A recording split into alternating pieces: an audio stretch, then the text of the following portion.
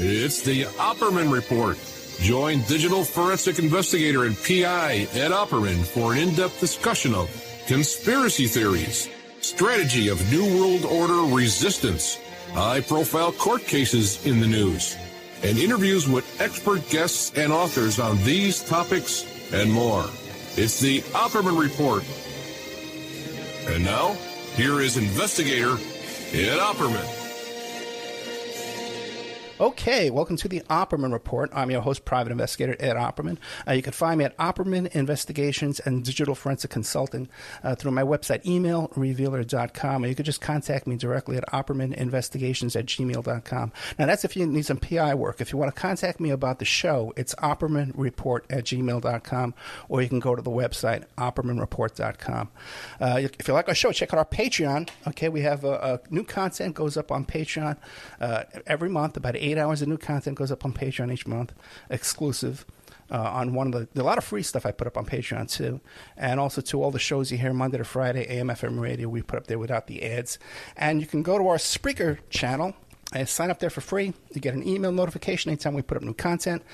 And also, there's an email notification. There's a chat room, too, where you can go in there and chat with people. And all the guys we're talking about today with our guest, Francis Richard Conolly, about his book, JFK to 9/11, Everything's a Rich Man's Game. Half the people in that movie you could find on my Spreaker channel over there. But Francis Richard Conolly, are you there? I'm here, and you disappeared for about 5 seconds. Oh, did I? Okay. Well, we're here now, though. So tell us about yourself. Remind the audience, because we just had you on the other day. Who is Francis Richard Conolly? Francis Richard Conolly is a writer and dramatist and a film director. I was born in the northeast of England and raised in an Irish Catholic community. And I became a filmmaker and wound up making, as you've said, in the first part, the cult YouTube film, JFK to 9/11, Everything is a Rich Man's Trick. And the book is now available on tryingday.com, good old Chris Milligan. And I'm sure Chris flipped out when he saw the content of your material there that involves skull and bones, right? He did a bit, yeah. I don't know how many of your listeners will know this, but he's, because of his father's involvement with the CIA, he was brought up. His father tried to tell him the truth about how secret societies run America, and as a young man, I think obviously you always get a generational thing. Chris resisted it a bit. Then, as he grew older, he realized just how important it was, and it wound up becoming the focus of his life. And he wound up writing books about it himself, and there's several books actually. Also, a very important relationship in my publisher's life was with Professor Anthony Sutton, who is featured in my movie. Anybody who considers themselves to be literate and interested in this entire thing could do a lot worse than to look at the work of Professor Sutton, because I would say he was the first great intellectual, Ed, to really start investigating the links between the secret societies and the building of the Hitler war machine. So books of his, like The Best Enemy That Money Can Buy, things like that. I mean, you can find a list of his works online, but a very, very important figure and a fantastic resource for me personally, Professor Anthony Sutton. Part of when I was just watching the film the other day, and part of at the end, you talk about how the United States, not just helped fund the Nazis, and we're going to get into that in depth in a minute, about how we financed the Russians during the Vietnam War. And I got a little story to tell you. It's like a little anecdote. I was sitting in a bar one day, and I was talking to this guy I met in a bar, okay? And he starts telling me about how he did this work with NASA, with the space program, okay, for years and years and years. And he said to me, he goes, oh, yeah, and we were working together with the Russians. And I said, oh, you mean like the space station later on in the 70s? And he said, oh, no. From the very beginning. We were trading information back and forth from the Russians from the very beginning of the space program. Even when we said on TV it was a race.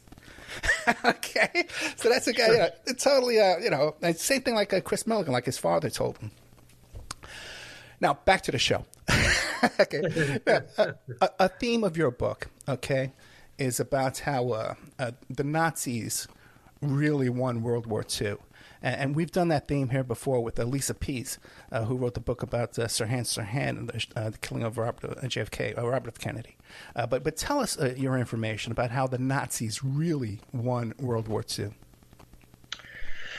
I think I think what your listeners have to appreciate here, Ed, is that I'll keep it as simple as I can.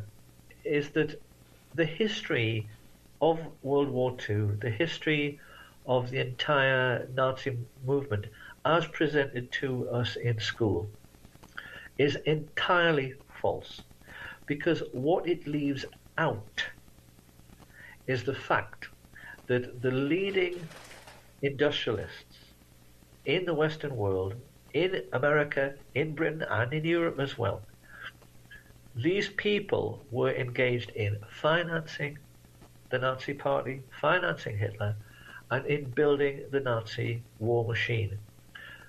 I have obviously, because of what I've revealed, come across, I've been subjected to a great deal of criticism, and a lot of people have wanted to stick up for me.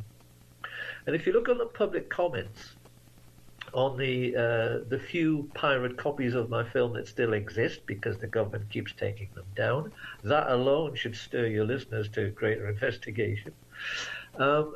People have said, I have checked out what Mr. Conolly has said here. I've looked into the research myself. And what they always wind up saying is, Mr. Conolly is not only right, I've found new evidence myself that backs him up. And what they have found is that it wasn't, for instance, just Henry Ford who was building the Nazi war machine, building trucks and tanks, etc., for the German soldiers to overrun Europe. It wasn't just Henry Ford who was doing it. It was the major manufacturers in Germany as well. BMW were involved, Mercedes were involved, Volkswagen were involved. I think it is reasonable at this moment in time to say that all basically German industry in that period were using slave labor. They were all profiteers of slave labor, and therefore the entirety of German industry has got blood on their hands and is responsible for Auschwitz and all of the other horrors. And they have never been prosecuted for it and deny it to this day. Now, Ed, really, people need to know that, don't they? Yeah, one thing that I learned from your film and the book, JFK to 9/11, Everything's a Rich Man's Trick, is that the railroad to Auschwitz was a U.S.-run railroad. Exactly, yeah. The Harrimans. Exactly, the Harriman brothers, yeah. It was their company that was most involved. I mean, and Standard Oil with A.G. Farben. I think that this is why the film has, shocked America down to its socks. I mean, I've had people writing to me saying that they were just finding that they were saying to themselves, "Well, I've never known what reality is." A very common comment on the in the public comment section is, "You only think you know what reality is. You don't know what reality is. All you've got in your head is a television set. You've got this square box in your head, and you think it's told you the truth. And there's this whole other reality that you don't know about, and this is why you need to watch Mr. Conolly's film." And yes, I mean the fact is that all of the Nazi horrors. This is what your listeners need to appreciate. All of the Nazi horrors that we think of as being the worst, the most terrible images, the greatest crime ever committed in human history. None of it would have been possible without American and British capital and American and British industrial involvement. And really, truly, I don't see how anybody can doubt that this is something that needs to be opened up like a can of peas and spread all over the table until we can investigate every last tiny detail of it and find out who the culprits were, because they can, still be punished even now. Some of them are still alive. Someone is still alive and running the U.S. government. You took the words right out of my mouth, Mr. Roberts. Yeah, it's the faces we would recognize. Where was Joe Biden while all of that was going on? I wonder. It's a very good question. He's up to his neck and stuff right now, so he's got his own things going on. Yes, But now, you also talk about the secret societies and the skull and bones, and you discuss some of the practices of these secret groups that are occult practices. That's correct, yes. There's so much occult, and I can appreciate that people, when I first started out writing about this, I think people had a hard time swallowing it, Ed, because it's so bizarre, it's so crazy, that it gets to the point where any rational, normal person is going to say, well, this is unbelievable. But if there's anybody out there who decides to, get the book or whatever to look into this or look at the movie, I would say to them, look into the Hampstead case.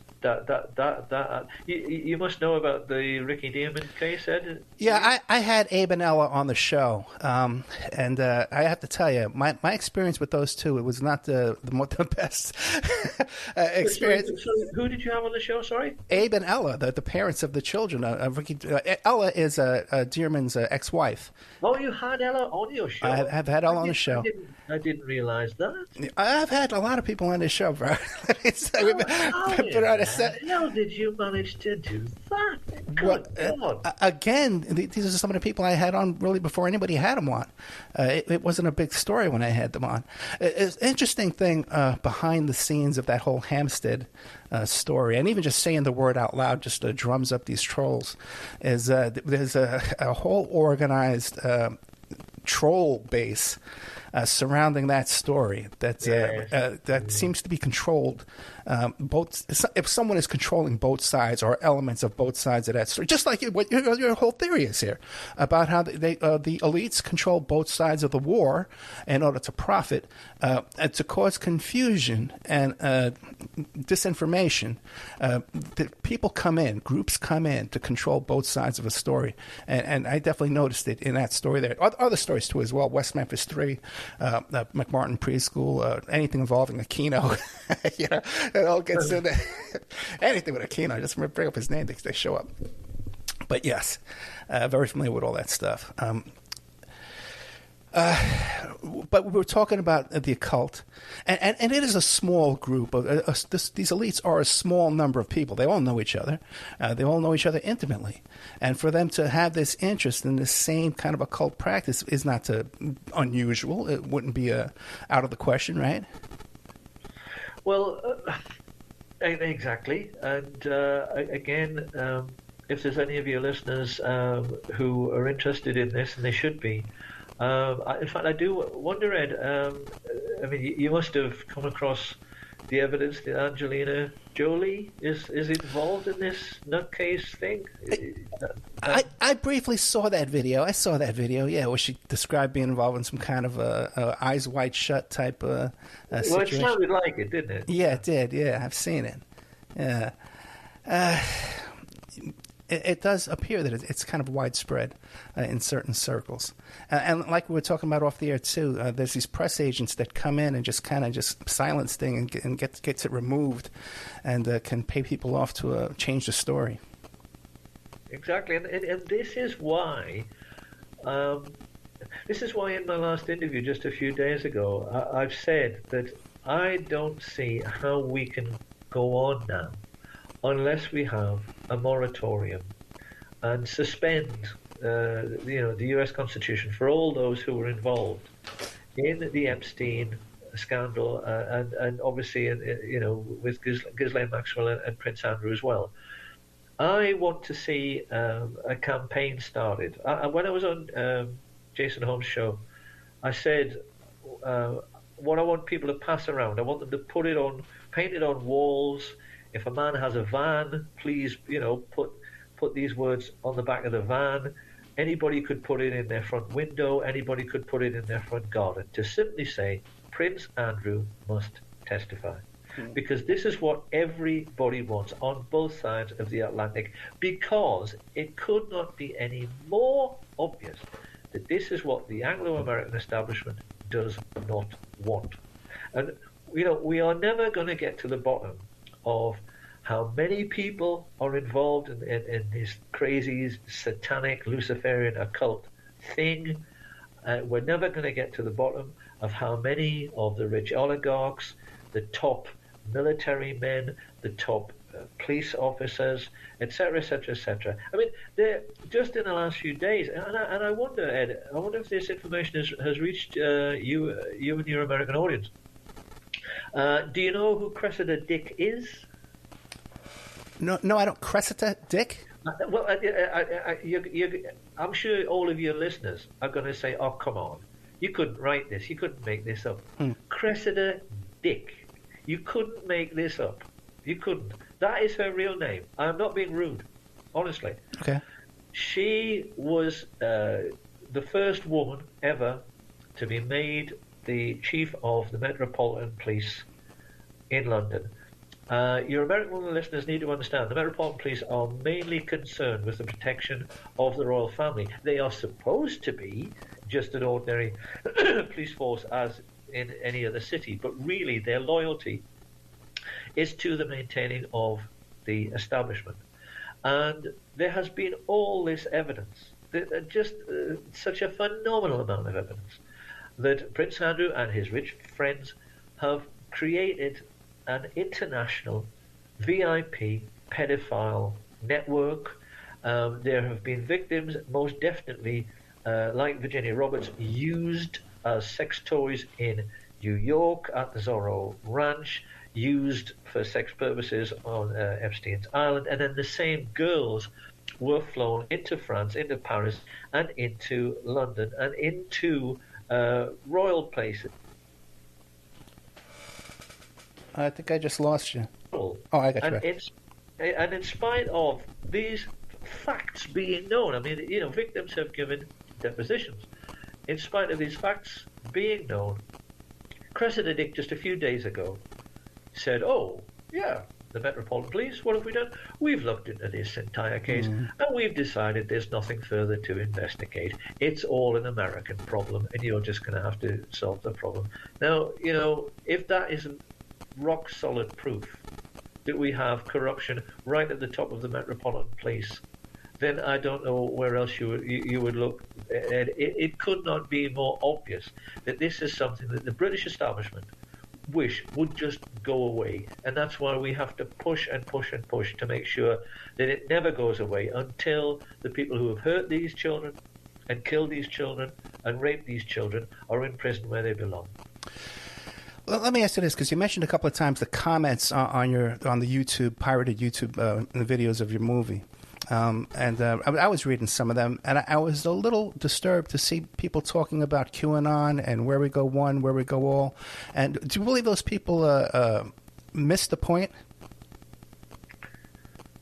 Oh, Phil, I bet your listeners are thinking to themselves, "By God, this Ed Opperman's sharp with his questions." the way he presents them. I think you should fill that out just a little bit more for me, to be fair. Well, here we're talking about what is real, okay? These international networks with these interests, and it's definitely going on. You see it all over the place, and way more elaborate than Epstein. And you talk about, hey, there should be a boycott thing going on. How come there was never a boycott of Victoria's Secrets and Les Wexner and any of that? The guy's up to his neck in 10 scandals going on right now with the Ohio State University. Comments on your videos, okay, where people are saying, "Oh, don't worry, because QAnon, there's a secret military tribunals, and they're rounding all these people up, and Mr. Trump is out there taking them down with baseball bats. It's coming. It's coming. Don't worry. What do you think those people have kind of missed the point of what you're trying to show people? Well, Ed, let me say this. A lot of people have tried to get me watching QAnon videos, and QAnon says this and QAnon. I'll try and put this as as simply as I can. When they were trying to get Trump elected, and this is when I personally think they corrupted Alex Jones into the fold, because I've always said that the fight that Alex Jones had with Singh Uga, I've probably pronounced that incorrectly. I'm very sorry. I'm British. Forgive me. I've heard Jenk. I've heard Denk. I've heard every damn thing. Okay, I know it's right. It's Jenk. Yeah, it's Jenk. Yeah. It's Young Turks. The Young Turks. It's the Young Turks guy. Yeah, him. I hate that guy. Okay.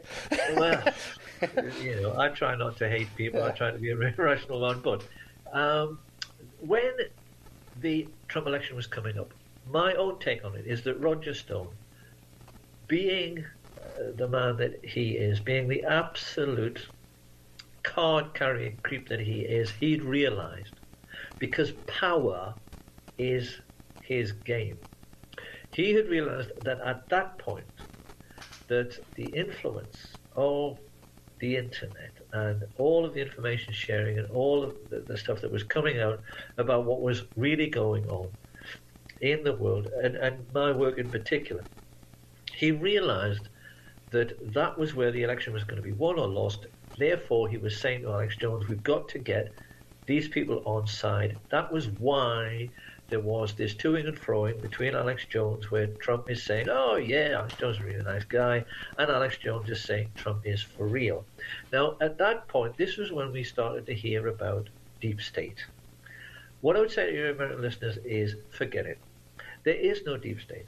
There is a corrupt CIA. There is a corrupt, police department and police officials. The whole justice system throughout the whole of America, at the very top. Please don't think I'm offending the good cop and the good judge and the good prosecutor. I am not. I realize these people exist, and my God, we need to depend on them.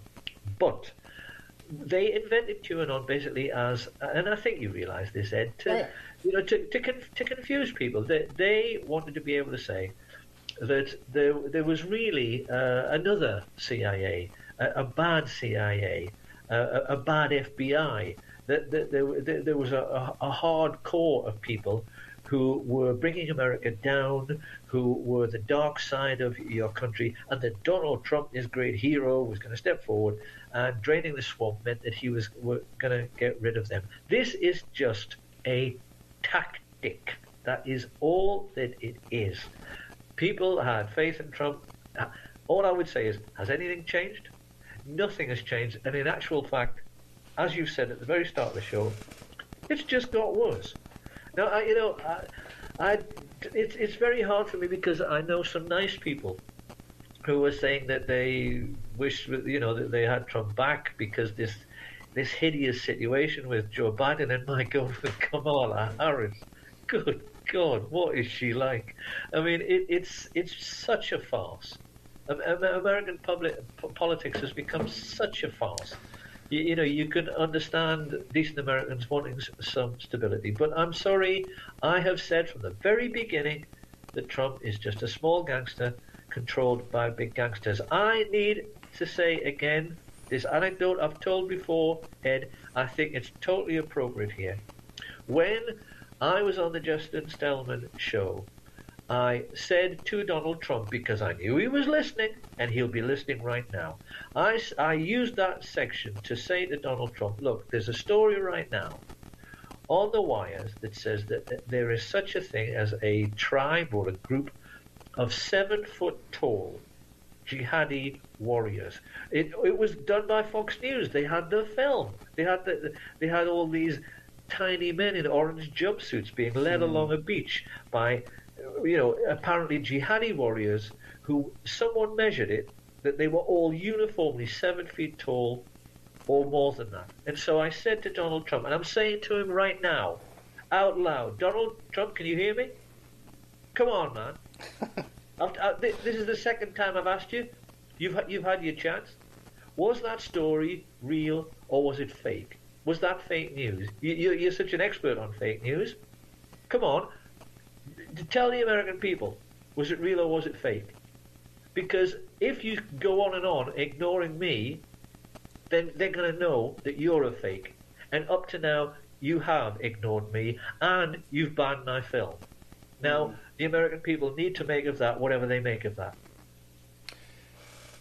You know, I could confirm one thing for you is, like you said, when Trump was right about starting to run, it was coming from Roger Stone. He was contacting all alternative media, internet radio types, and he was telling everybody, oh, Trump's the real deal. He's a 9/11 truther, just like us. and it was like word for word. You kept hearing the same little phrases coming back word for word. What was I going to ask you about? Okay. So we were talking about how, like, a lot of people are kind of missing the point. They're missing the point, and they think that some big Superman Trump's going to come save them. But now, what is the economic solution to this? Like, what is? I'm a socialist. I'll tell you right. I used to be an anarchist. I grew up on the Lower East Side of New York City. I was an anarchist with the yippies out in the street in New York City, and then I became a socialist later on in my life.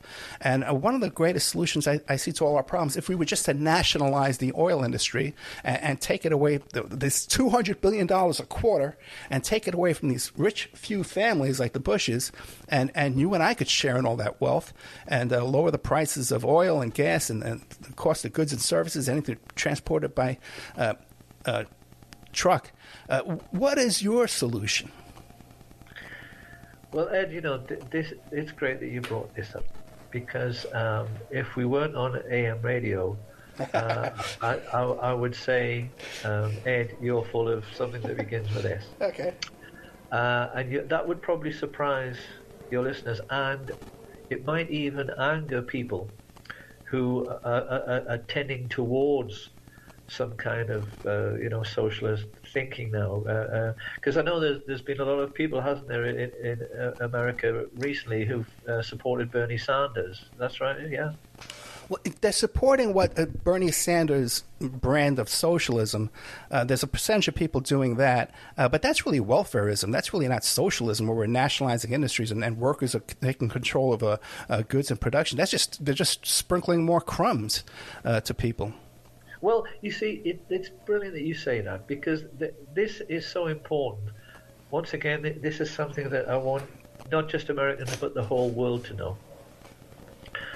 The only way that economically we're ever going to get sorted out is by finding a way, finally, for the first time in human history, to end corruption. No political program, Ed, will save us now or at any time in the future. What we've got to do now is forget about isms. In my life, I've heard about Thatcherism, Reaganism, communism, socialism, Marxism, thisism, thatism. It's always just another rich man's trick, and that is all. Whatever they give you will always be to benefit the few at the top and to keep everybody else pressed down. No matter what program it is, no matter how well they tell you it's been researched and looked into and written and prepared by brilliant people, it will always be done. No matter what ism there is, it will always be for the elite few and not for you and me. I was talking about this with Jason, as I say, just a few nights ago. And I've said to quite a few people, up until this very moment in history, I don't think it would have been possible to get rid of corruption at the top level, because there would be no way up until right now, or up until this very technology that you and I are sharing right now, to, as it were, keep an eye on all people in positions of authority all the time. But it is possible now. There was somebody sometime put a website up, and it was called Cameras on Politicians. It was taken down straight away. But basically, until the day that we the public, we the people, can absolutely 100% know what every politician is doing and thinking and how they're acting and who they're meeting. Because up to now, all government throughout all of human history has been government amongst friends. You always get that. It doesn't matter, what country you look. It doesn't matter if you go all the way back to the Ptolemies. It doesn't matter if you go all the way back to ancient Rome, ancient Greece. What you always get, in effect, once the dust has settled. I mean, Donald Trump has had his best mate Roger Stone by his side for the whole of his life. Roger Stone learned everything that he knew from this awful figure, Harry Cohn. So, it's always like that. We are never going to get an economic program handed to us from above that will set us free. The people themselves have got to create an environment where the politicians are kept an eye on. There was a Star Trek episode one time, around the time that I was trying to write for the show, and when I got plagiarized, and it was called "Who Watches the Watchers?" ? That's the question that we've got to solve. Until the day that we have accountability for absolutely everyone, we will not solve our economic problem. Ed. I agree with you that unless and until we arrest all these crooks at the top, we're in a hopeless situation. Exactly. But I got to tell you, I don't believe we're in a hopeless situation overall. And I don't put my faith in the internet or YouTube and this stuff back and forth. I think there's so much disinformation on it. And like we said, someone's watching your video. It's laid out there right in front of them. And they're talking about, QAnon's going to save us. You know what I mean? There's so many people who are just hopeless, But how do we get to a situation where we can educate the public enough? Like if right now, if a UFO appeared in the sky, everyone would run out into the streets. We'd all be on the same page. You know what I mean? Something big like that. We'd all be on the same page, which is what we have to get on here, How do you see that happening with control of the media and control of YouTube and control of publishing? I deal with publishers all day long. A lot of stuff is controlled. What do we do? Richard Francis. Well, this is Francis Richard again. Yeah. This though, Ed, is why, you see, I've fought so hard for so long, and the fight continues to get my work translated into other languages, because looking at the net effect that it's had, and I want your listeners to understand that there was no such thing, there wasn't a concept of fake news before my film came along. It was because Donald Trump was trying to throw people off and muddy the waters again that he ever came out with that crazy night which everybody remembers, I found, where he was saying, you're fake news. That was where that whole thing really began. And the Western world is now woken up. That is why they've tried so hard to discredit woke culture. It's because they're terrified of it. They have realized that a huge amount of the American public and the British public and the Australian public, anybody basically who speaks English, who's been able to see my movie, are now awake to the dirty tricks of the establishment. And it has changed the political landscape massively. It has pushed the oligarchs right to the edge. They feel right at this moment, and I was very glad the other night that Jason Holmes agreed with me that the oligarchs are on the knife edge. They're standing right on the edge of a cliff and must feel like they're being pushed backwards. If my movie could be in French cinemas, if my movie could be in Spanish cinemas, Italian cinemas, all over Russia, all over China, so that the whole world was at one in being woken up. That is a situation in which I do think it might be possible, because the amount of people who are running the world is so tiny. And yes, they've got these soldiers and they've got these brutal policemen and they've got all these thugs who are there to protect them. But I mean, if every American woke up at the same time, Ed, if all of your countrymen woke up at the same time, to what is really going on, and they all felt angry at the same time and decided, look, we've had enough of this. This can't go on any longer. There is no way, and the oligarchs know this, that they could stop. Well, let's say, okay, you've got children, and you've got old people, but there must be at least 200 million people in the United States of America who could pick up a gun, march on Washington, and say, "We've had enough," and get out. We're going to take over, and that is the day that I dream of, and it is possible. The thing is, even picking up guns and marching, and if we even had the army behind us and the local police force behind us, these elites, these powerful rich, control the supply chain of goods and services. The power grids they control, and we can't.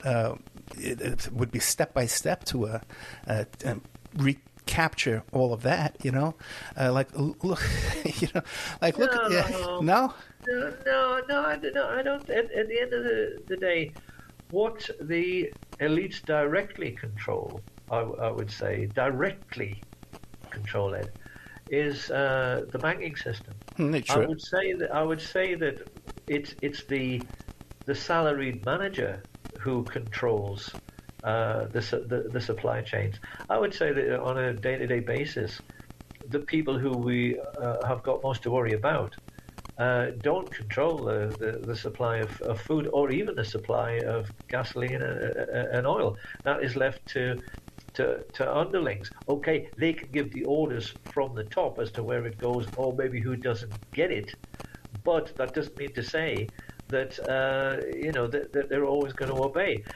Right at this moment, because of this whole controversy over this vaccine thing and the no jab, no job thing, it is waking up people as never before.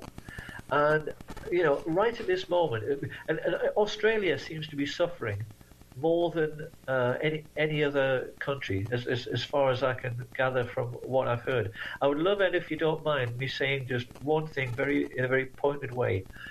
A lot of Australians at this moment are asking themselves, why is this happening to us? Why do we have closed borders?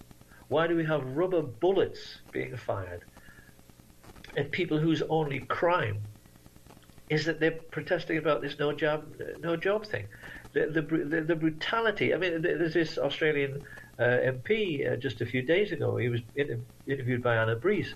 Craig Kelly, he says he doesn't recognise his own country. He can't believe the deterioration in Australian society. They are doing that to Australia for one reason, because Australia really worked harder and did more exposés on what was really going on with the paedophilia in London than anybody else in the world. Their journalism was absolutely top rate. If anybody wonders what I'm talking about, go online and watch an episode of 60 Minutes, I beg your pardon, called Spies, Lords and Predators. That's right, Spies, Lords and Predators.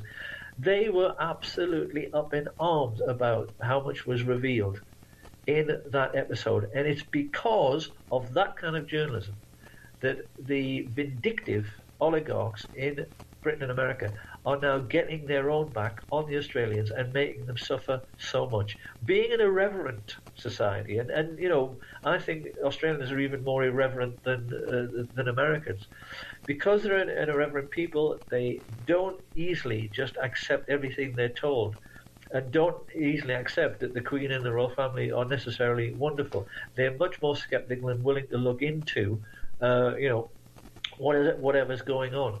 And I think that Spies, Lords and Predators did more to harm relations between Australia and Britain than anything else ever has, and that's why they're suffering for it right now. I'm familiar with the documentary you're talking about, the 60 Minutes Australian documentary. When Epstein first got arrested, and then when he died in prison, I was well, I believe he was walked out too, yeah. But the whole the whole thing. The whole thing. I was contacted by so many people in the media who just didn't have a clue what they were. They're just so naive and so gullible, didn't have a clue what they were talking about. And then looking back on it, I can see, too, that some of them were trying to confuse me and plant little doubts in my mind about certain things that I knew about and certain sources that I had. Like you said in your film and in your book, JFK to 9/11, Everything's a Rich Man's Trick, so much of the media is controlled by the intelligence community. We've done exposés on it on this shows with TV shows like American Idol and Cupcake Wars have financing from the Department of Defense and from the military and from the intelligence communities. It's so entrenched and embedded, and advertising works. It controls our minds. How do we overcome that?